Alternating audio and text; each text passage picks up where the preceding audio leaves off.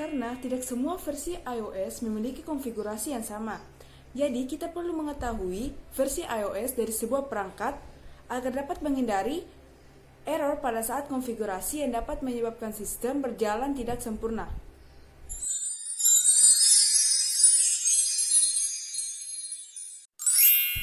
Dengan menggunakan remote jaringan pada switch, kita dapat membatasi user yang boleh masuk dan user yang tidak boleh masuk pada sebuah jaringan.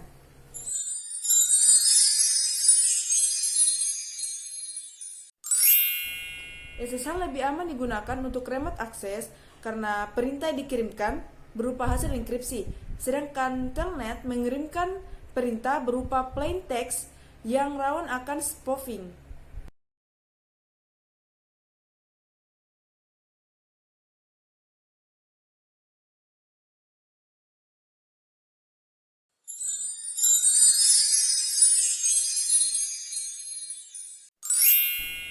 Tujuan dari message of the day adalah untuk mengingatkan personel atau user yang tidak memiliki hak dalam upaya mengakses sebuah perangkat.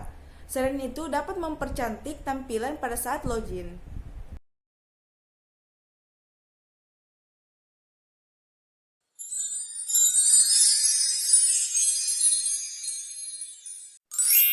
IP loopback adalah IP yang digunakan sebagai router ID dalam interface loopback. Interface loopback sendiri adalah interface logikal, artinya interface ini secara nyata tidak ada atau virtual.